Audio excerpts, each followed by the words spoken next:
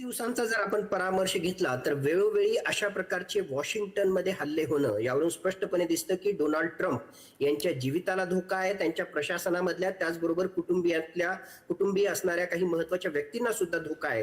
हे वेळोवेळी समोर त्या ठिकाणी येते आणि म्हणून नक्कीच आता तिथल्या ज्या सुरक्षा एजन्सीज आहेत त्या आणखीन अलर्ट मोडवर त्या ठिकाणी जातील आणि नेमकं याच्या मागचं कारण काय आहे ते शोधण्याचा प्रयत्न करतील. आतापर्यंतची जी माहिती आपल्याकडे आलेली आहे त्याच्या अनुसार मुळातच व्हाईट हाऊस मध्ये डोनाल्ड ट्रम्प हे त्या ठिकाणी होते आणि त्यांचं जे सुरक्षेचा आउटर पेरिमीटर, मिडल पेरिमीटर आणि इनर पेरिमीटर असतं, तर त्यामधल्या बाहेरच्या चेक पॉइंटच्या तिथे सिक्रेट सर्व्हिस एजन्सच्या या चेक पॉइंटच्या तिथे एक इसम त्या ठिकाणी घुसतो, तो जो आहे बंदूक काढतो आणि अंधाधुंद अशा प्रकारची फायरिंग सुरू करतो. त्याला लगेच सिक्रेट सर्व्हिस एजन्सचे एक प्रकारे जी सिक्युरिटी फोर्सेसचे जे जवान त्या ठिकाणी आहेत ते त्याला रिस्पॉन्ड करतात, त्याला जे आहेत गंभीरपणे जखमी करतात आणि या सगळ्या प्रकरणामध्ये तो जो सस्पेक्ट आहे तो गंभीर जखमी होतो. त्याचबरोबर एक बायस्टँडर, थोडक्यात जो वाटसरू तिथला आहे तो सुद्धा गंभीरपणे जखमी होतो. त्यांना दवाखान्यात नेलं जातं आणि ब्रॉट इन डेड, दवाखान्यामध्ये जो आहे हा सस्पेक्ट त्या ठिकाणी ठार मारला जातो. अशा प्रकारची घटना घडलेली आहे. साधारणतः संध्याकाळी 6 वाजता अमेरिकन टाइमच्या अनुसार हा सगळा प्रकार त्या ठिकाणी झाला. इमिडिएटली त्याच्यानंतर तिथे व्हाईट हाऊसमध्ये लॉकडाऊन करण्यात आलं आणि साधारणतः 7 वाजेपर्यंत जी आहे पुन्हा परिस्थिती, लॉकडाऊनची परिस्थिती जी आहे ती पूर्ववत करण्यात आली. मुळात ही जी थ्रेट आहे ही तर ती न्यूट्रलाइज करण्यात आली, पण मूळ प्रश्न हा निर्माण होतो की वेळोवेळी जर अशा प्रकारच्या घटना घडत असतील, जसं आपल्याला माहिती आहे की 1 महिना अगोदरच व्हाईट हाऊस करस्पॉन्डन्सच्या डिनरच्या तिथे सुद्धा जे आहे अशा प्रकारे एक इसम घुसला होता आणि डोनाल्ड ट्रम्प त्याचबरोबर त्यांच्या प्रशासनातल्या काही महत्वाच्या व्यक्तींना टार्गेट करण्याचा प्रयत्न त्या ठिकाणी होता. त्याच्यानंतर 4 मेला व्हाईट हाऊस मॉन्युमेंटच्या तिथे सुद्धा जो आहे अशा प्रकारचा गोळीबाराचा प्रकार त्या ठिकाणी झाला होता. काही दिवसांपूर्वीच आपण पाहिलं की डोनाल्ड ट्रम्प यांची कन्या इवांका ट्रम्प हिच्या हत्येचा कट त्याच्याशी संबंधित मोहम्मद अल सादी याला अटक त्या ठिकाणी करण्यात आलं आणि आज अशा प्रकारची बातमी येते. म्हणजे वेळोवेळी जर अशा प्रकारच्या घटना घडत असतील तर नेमकं याच्या मागचं कारण काय आहे? डोनाल्ड ट्रम्प यांचं एक प्रकारे कॉन्ट्रोवर्शियल व्यक्तिमत्व हे त्यामागचं कारण आहे. एक प्रकारे पॉलिटिकल पोलरायझेशन आपण ज्याला म्हणतो, म्हणजे एक प्रकारे राजकीय ध्रुवीकरण आणि राजकीय विरोधकांचा हा अशा प्रकारे हल्ल्याच्या मागे काही हात आहे का हे पाहणं आवश्यक आहे. तिसरी महत्वाची गोष्ट एकूणच आपल्याला पाहावी लागेल की इराण युद्धाच्या अनुषंगाने जी परिस्थिती निर्माण झालेली आहे त्याचा सुद्धा याच्याशी काही संबंध आहे का, या वेगवेगळ्या प्रकारच्या गोष्टी या अनुषंगाने ज्या आहे आता पुन्हा पुढे आलेल्या आहेत. हो, ढगे सर, आपण बघतोय काल परवाचीच गोष्ट तुम्ही म्हटल्याप्रमाणे ट्रम्प यांची मुलगी इवांका हिच्यावर सुद्धा हल्ल्याचा प्रयत्न झालेला होता आणि आता ट्रम्प यांना लक्ष्य केलं जात आहे. का नेमकं हे सातत्यानं घडतं असं तुम्हाला वाटतं? मला वाटतं त्याच्या मागे 3-4 कारणं त्या ठिकाणी असू शकतात. अजून जे आहे नक्कीच आपल्याला कारण मीमांसा या क्षणाला करता येणार नाही, पण जे मी सांगत होतो, पहिली गोष्ट डोनाल्ड ट्रम्प यांचं जर व्यक्तिमत्व आपण पाहिलं ते कॉन्ट्रोवर्शियल आहे. वेळोवेळी ज्या प्रकारची विधानं करतात त्याचबरोबर अतिशय आक्रमकपणे ज्या प्रकारे ते पॉलिसी डिसिजन्स घेतात ते पाहता याच्या आधी सुद्धा जे आहे निवडणुकांच्या प्रचाराच्या दरम्यान त्याचबरोबर त्याच्यानंतर सुद्धा वेळोवेळी त्यांच्यावर हल्ले झालेले आपल्याला दिसून आलेले आहेत. याच्या मागे असं काही कारण आहे का हे आपल्याला पाहावं लागेल. दुसरी सर्वात महत्वाची बाब ज्याला आपण म्हणतो पॉलिटिकल पोलरायझेशन.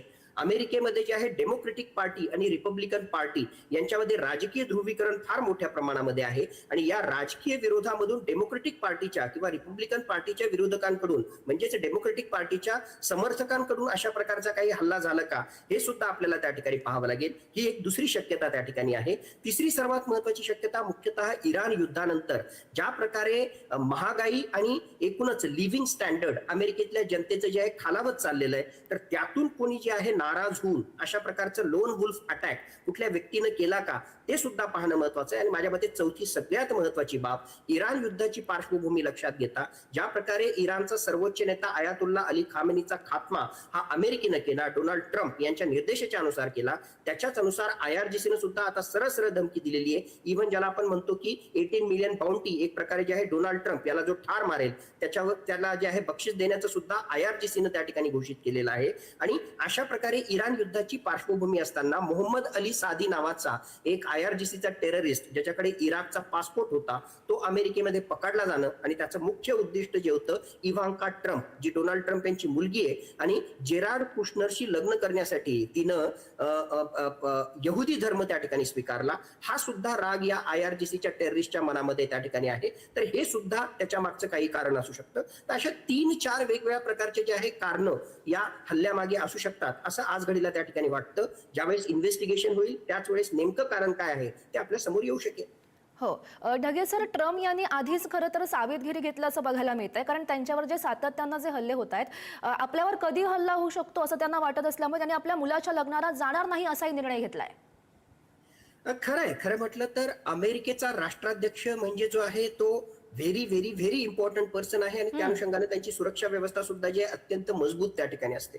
त्याच्याही पलीकडे जाऊन ज्या प्रकारचे इंटेलिजन्स इनपुट्स आहेत, म्हणजे आता या हल्ल्यानंतर मनामध्ये ती सुद्धा शंकेची पाल चुकचुकते.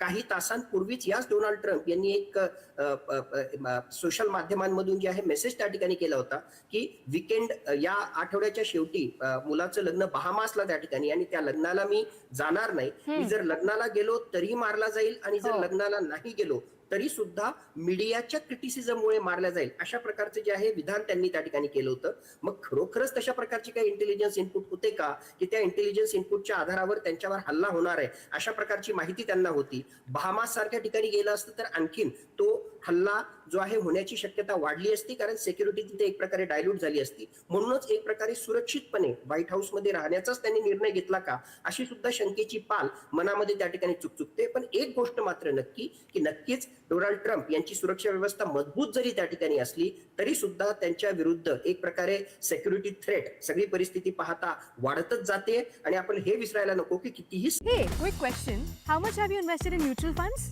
Around 6-7 lakhs, I guess. Nice. 2001 मध्ये हल्ला झाला होता आणि आज घडीला इराण युद्धाची परिस्थिती पाहता, त्याचबरोबर काही भाडोत्री दहशतवादी ज्यामध्ये पाकिस्तानी दहशतवाद्यांचा सुद्धा समावेश असू शकतो, काही स्लीपर सेलचा समावेश असू शकतो, यांच्या माध्यमातून अमेरिकेच्या प्रशासनातल्या काही महत्वाच्या अधिकाऱ्यांवर आणि डोनाल्ड ट्रम्पवर हल्ला होऊ शकतो असे स्पष्टपणे इंटेलिजन्स इनपुट हे बाहेर आलेले आहेत. त्यामुळे या सगळ्या गोष्टी ज्या आहेत त्या सिरियसली पाहणं हे डोनाल्ड ट्रम्प प्रशासनाला सुद्धा जे आहे अत्यंत आवश्यक बनलेलं आहे. हो. ढगे सर, हे सातत्यानं हल्ले होत आहेत, तर ट्रम्प यांना लक्ष केलं जात आहे. नेमकी काय अमेरिकेची आता भूमिका असू शकते असं तुम्हाला वाटतं? अमेरिका उत्तर देईल का यावर?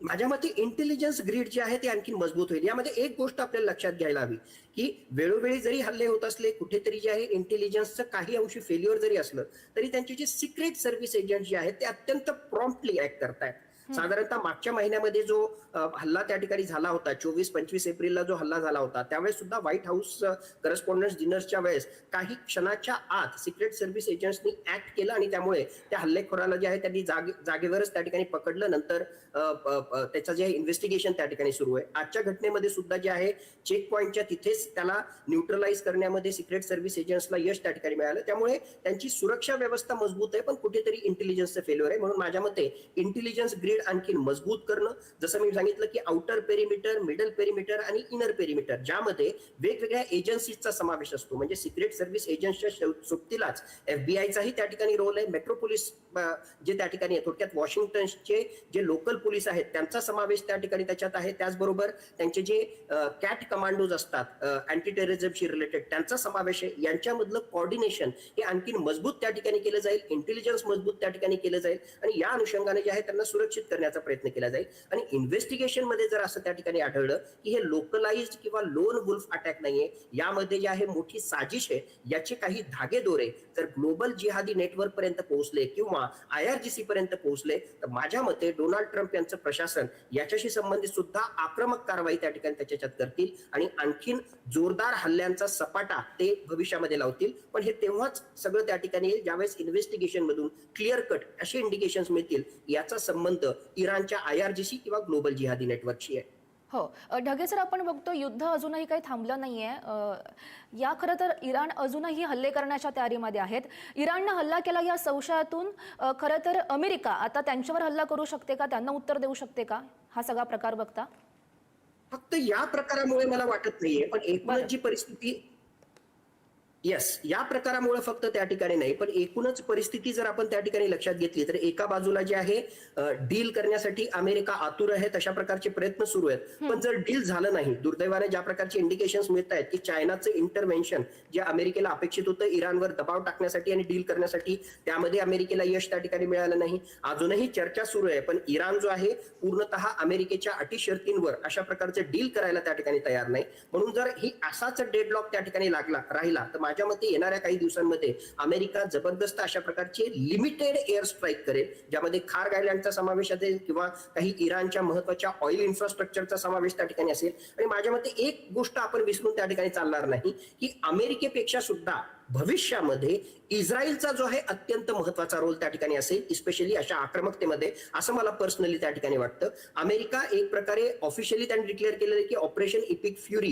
हे आमच्यासाठी संपलेलं आहे. आता ऑपरेशन इपिक फ्युरी 2.0 ते त्या ठिकाणी सुरू करतात का इस्रायलला जो आहे मागून पाठिंबा देणं आणि इस्रायलनं जे आहे इराण विरुद्धची आक्रमकता वाढवणं, अशा प्रकारचा प्रकार ते त्या ठिकाणी करतात. हे येणारा काळच त्या ठिकाणी ठरवेल. पण एक गोष्ट मात्र नक्की की आज घडीला जरी पॉज मोडवर हे युद्ध जरी गेलेलं आहे असलं तरी सुद्धा जी आहे आक्रमकता ही कुठेही कमी झाली नाही. एक प्रकारे अशांतता अजून सुद्धा आहे आणि कधीही कुठल्याही क्षणाला हे युद्ध आणि अशा प्रकारचे एअर स्ट्राईक अमेरिकेकडून सुरू केले जाऊ शकतात. हो, सतीश ढगे सर, खूप खूप धन्यवाद तुम्ही दिलेल्या सविस्तर प्रतिक्रियेसाठी.